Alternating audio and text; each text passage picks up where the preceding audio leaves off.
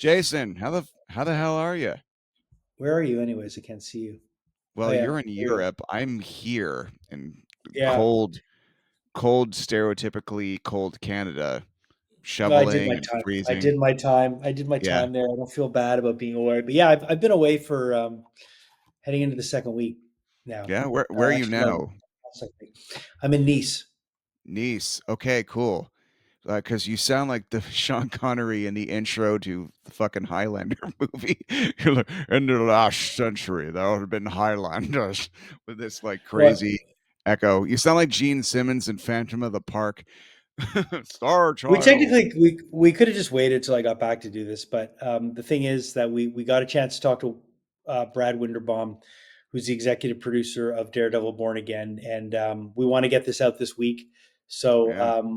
figured we would jump on here and do a little intro for this interview that happened while I was away. So I did this interview when I was in Paris on my like second day of my vacation See, because that's dedication, man. I would have just, I would have been like Noah Bueno. I'm Rockman.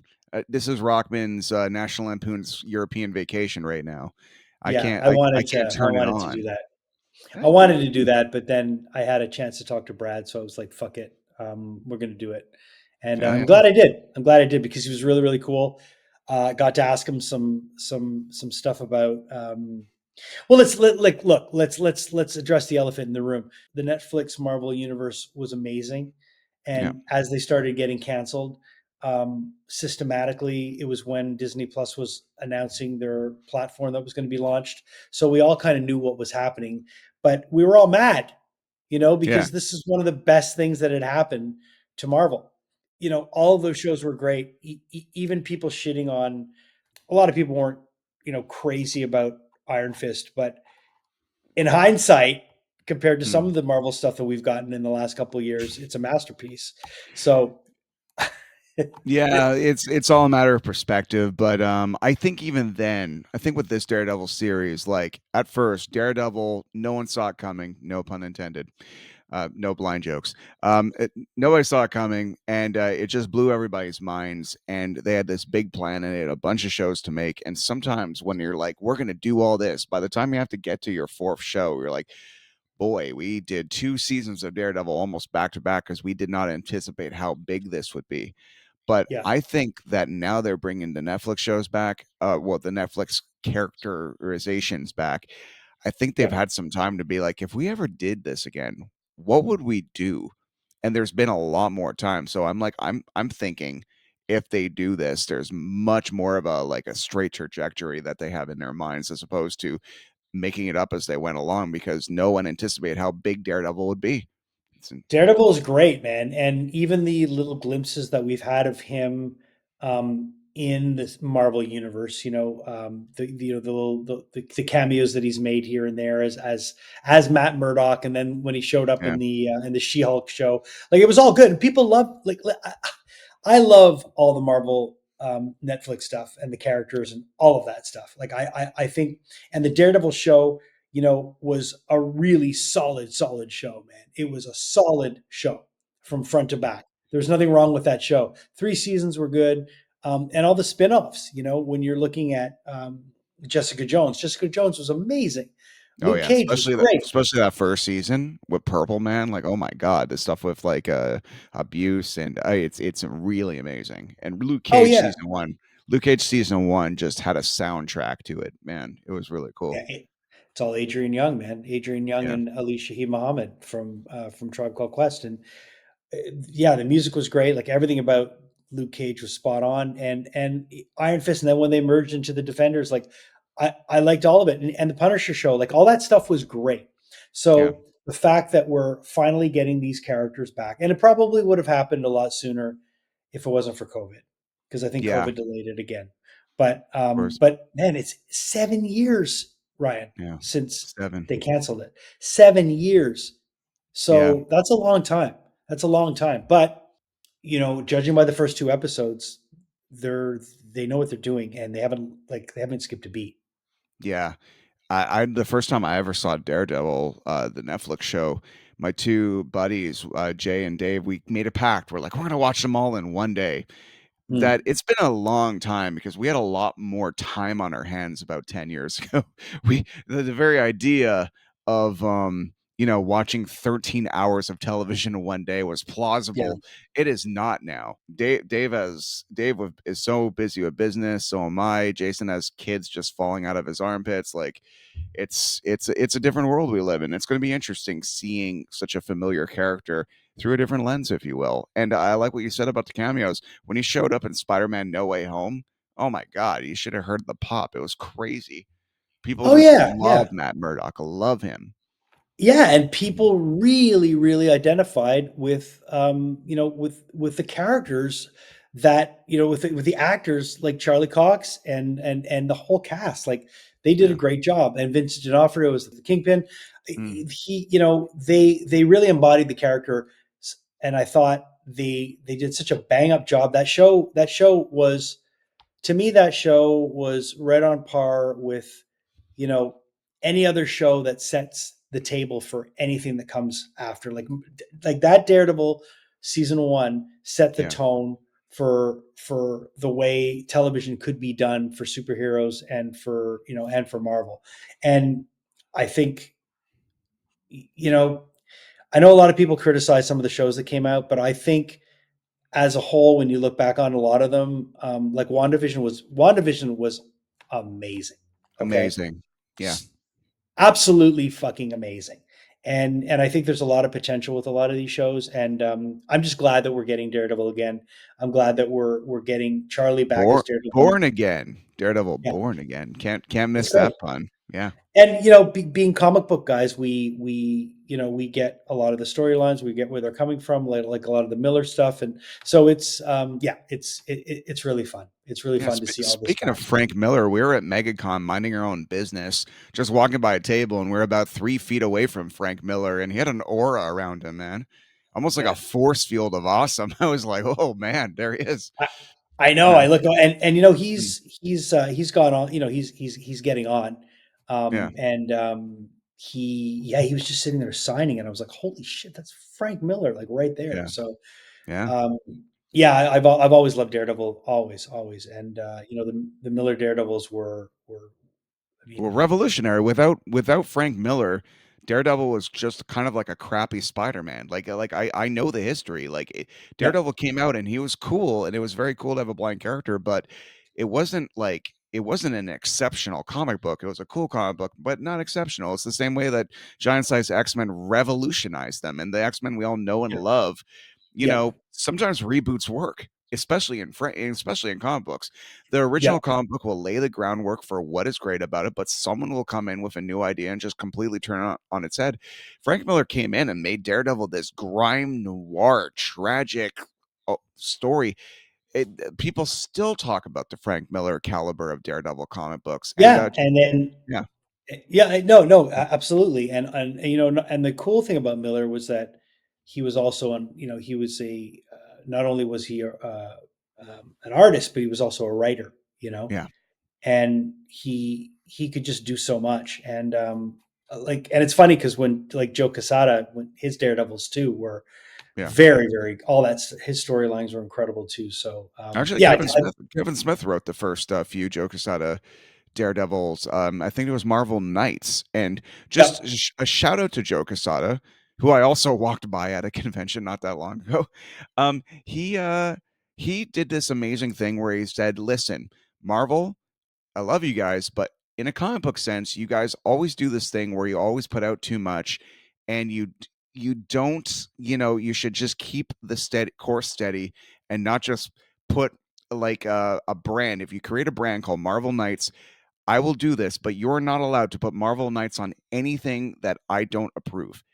And so they do this, and then sure enough, he goes into the printer, and they're about to put Marvel Knights on some random Moon Knight book, and he's like, "What the hell are you doing? No, do it like this." And then they had a nice, cohesive, off-brand, a little bit more adult imprint for Marvel called Marvel Knights, and it was extremely successful. And later on, he would become their what do you call his position? I guess creator in chief. But no, yeah, he was editor in chief. editor in chief, exactly. So he had this. he had a vision and he knew, and under Joe Quesada's like leadership, they did that whole secret invasion and civil war. Oh my god, Marvel was on fire in the turn of the century, and in right after the millennium, comic books, Yeah. the art and the storylines were finally as good as each other, because there was always a Mhm. dip. It was always like Yeah. amazing art, the writing is okay, or it's amazing writing and the art is okay. But man, there was that sweet spot in the 2000s when the two merged together, and that's when I got back into comics, and I've never looked back. And that's exactly how I feel about Daredevil as Yeah, a series. You know, it was when it was just this perfect storm of all the creatives being there at the right time, the right cast, the right scripts, you know, the right stunt coordinators, the right special effects people, like the right suit, the right lighting, like everything was just believable. None of it seemed goofy, and that's hard to do when you get a guy who's running around in a devil suit. You know, yeah. Oh, and shout out, speaking of stunt coordinators, Daredevil is legendary. These Netflix shows, they would up the ante. The first season had this long hallway fight, like a yeah, it's amazing. traditional kung fu film, where, and John Wick has done this since, where Yeah, it's all one shot. And then the next season, he does this yeah, insane descending stairway battle. And then in the third season, it's like 11 minutes long. He breaks into a prison. It's insane. So I'm just looking forward to what they come up next, because I know they're going to and take the ball and keep running. oh yeah, well, Yeah, all this stuff with Bullseye, no spoilers, but yeah. you know, well, this is Well, everyone's seen this. I mean, you saw the clip of the Bullseye fight, yeah. Yeah, okay? well, even in season 3, what's interesting is the Bullseye character was impersonating Daredevil at one point, and he looked amazing in the costume, by the way. Poindexter, amazing actor. I'm Mm, looking so forward to these next batch of shows, because I'm remembering how good Daredevil season 3 is. But like you said, where everybody knew they were on their last legs, a lot of people checked out because they said, I'm not going to invest in a show that exactly. I know is ending. But Yeah, to me, Daredevil season 3 is their best album. It's their yeah, Abbey Road. It's actually an amazing season. So the fact that people will be reinterested enough to revisit Daredevil season 3 and finally know what I was talking about all these years.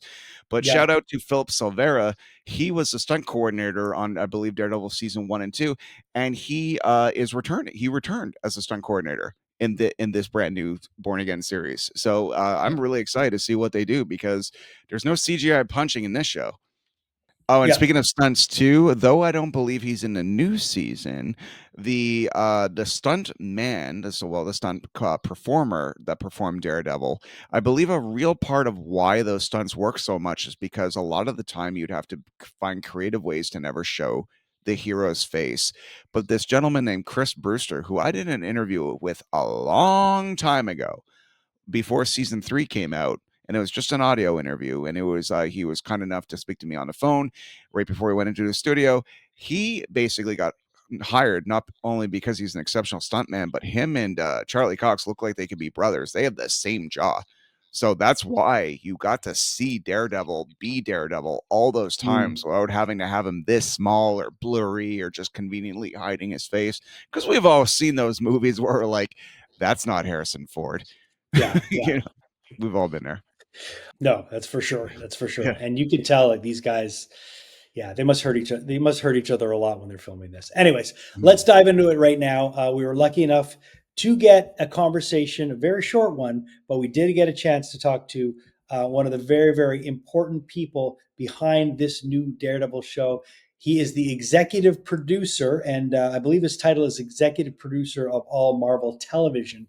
And Look, the guy's got a lot on his shoulders, and I think he handled it very, very well, judging by what we've seen so far. Without any further ado, let's talk to Brad Winderbaum, executive producer of Daredevil: Born Again.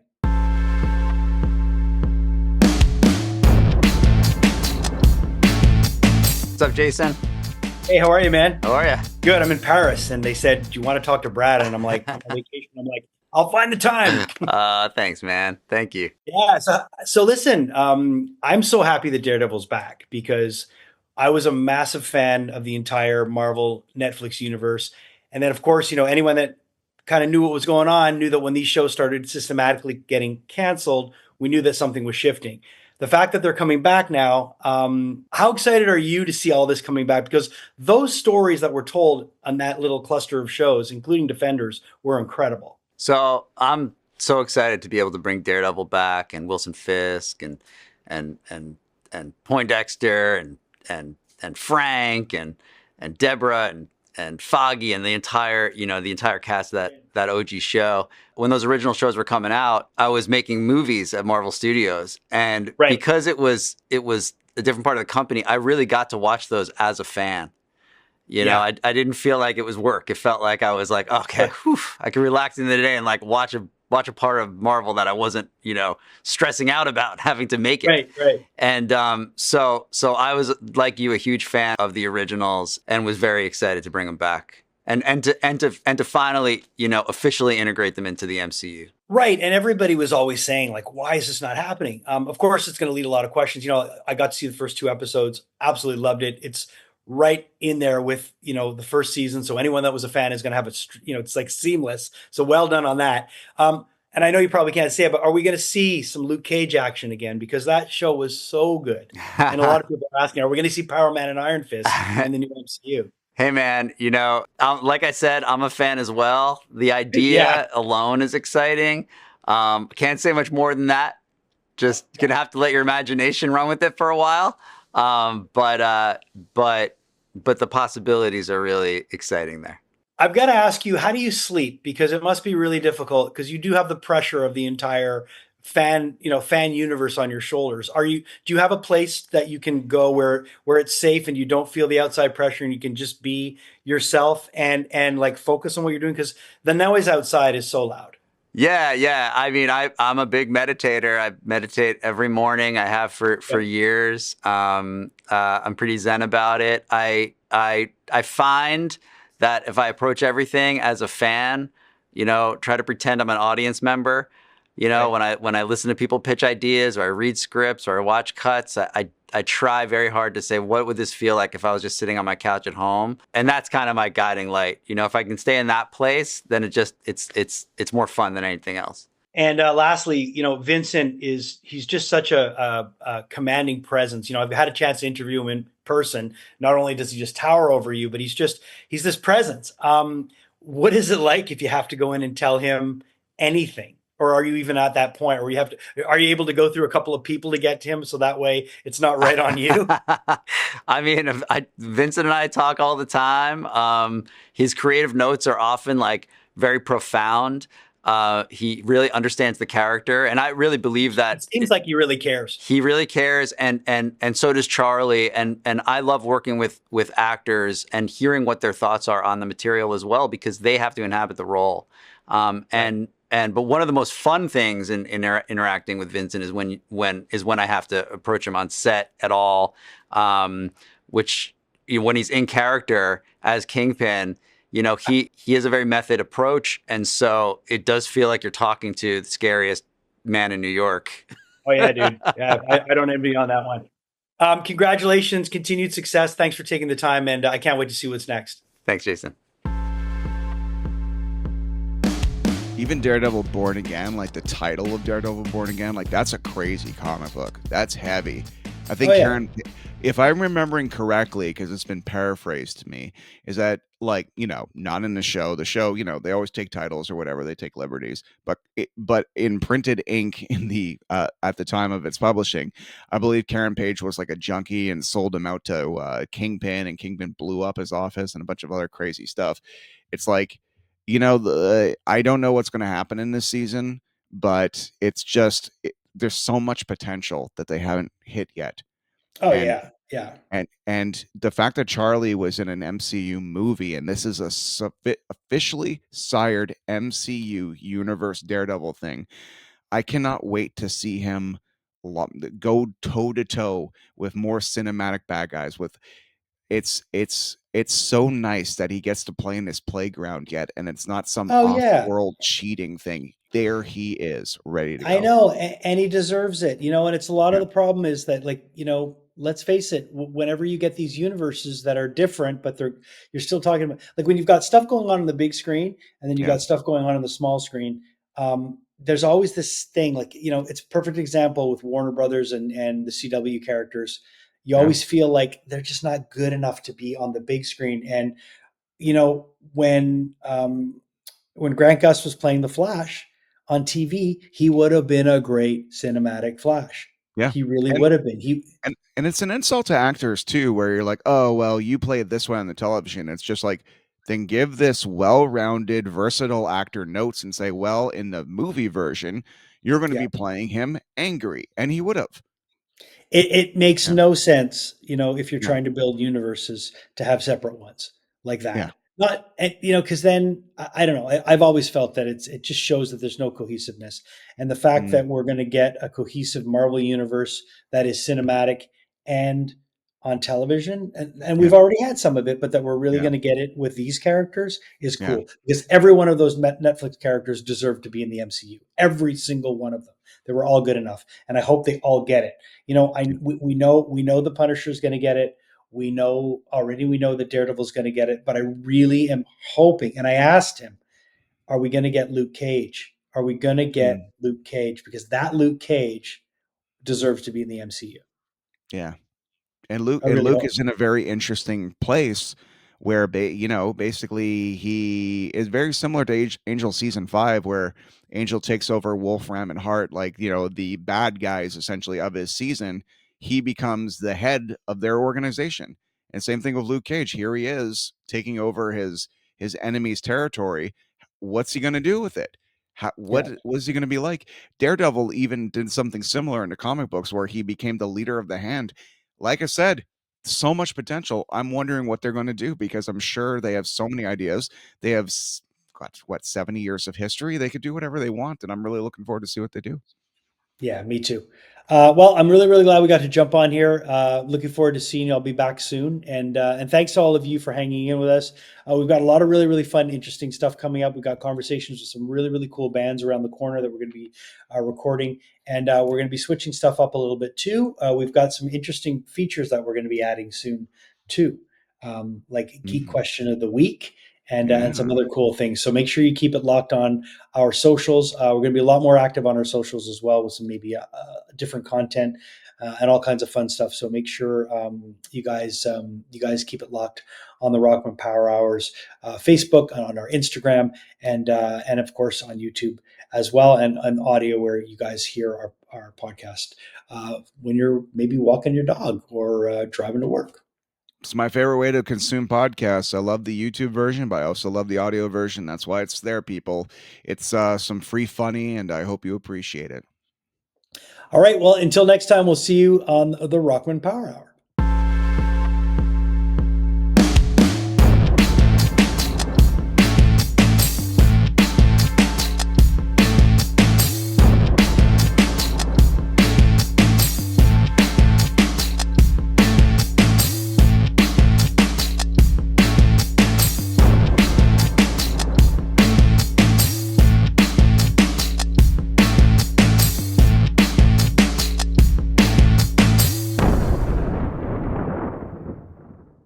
Hey, thanks so much for watching the podcast. We really appreciate your support. And if you're enjoying the podcast, click this link right over here to watch the next episode, and click right over here and subscribe. And that way you won't miss anything.